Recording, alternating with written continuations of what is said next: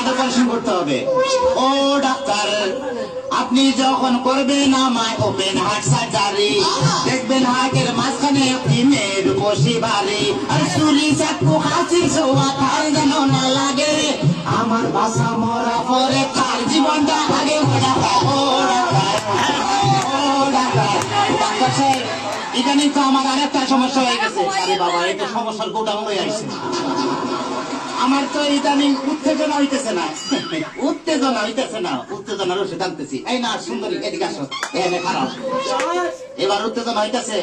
জিনা ডাক্তার সাহেব, কোনো উত্তেজনা হইতেছে না। এই তুমি তো হাতটা ধরো তো।